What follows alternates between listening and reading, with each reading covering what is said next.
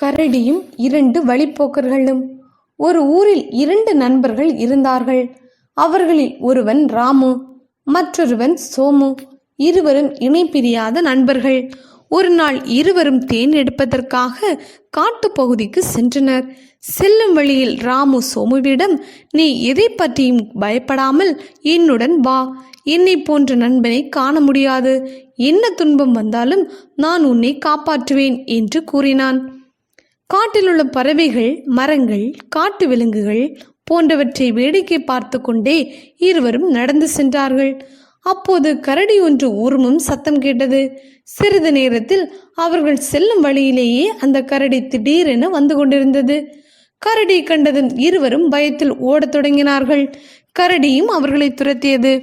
ஓடத் தொடங்கிய சில வினாடிகளில் மரம் ஒன்று இருப்பதை கண்ட ராமு உடனடியாக அந்த மரத்தில் ஏறிவிட்டான்.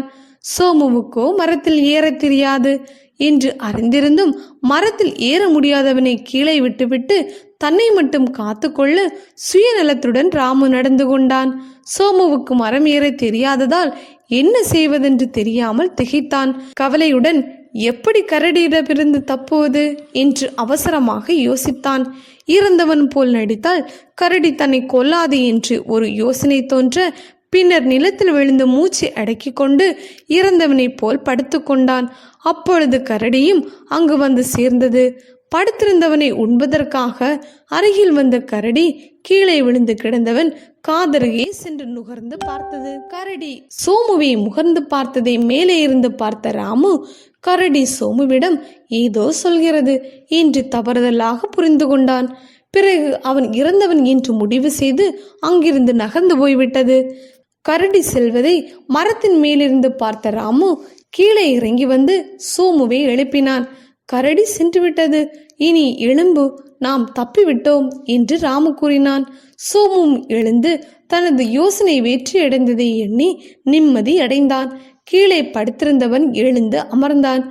ராமு சோமுவிடம், கரடி உன் காதில் என்ன ரகசியம் சொன்னது என்று கேட்டான். அதற்கு சோமு, ஆபத்தில் உதவாத நண்பனை என்றுமே நம்பக்கூடாது என்று சொல்லிவிட்டு போனது என்றான். இப்பதிலால் ராமு தன் சுயநல புத்தியை எண்ணி நொந்து கொண்டான். சோமுவோ இனிமேல் எங்கள் நட்பு நீடிக்க வேண்டாம் என்று கூறிக்கொண்டு தனியே நடந்து சென்றான். நீதி, ஆபத்தில் உதவாதது நட்பல்ல.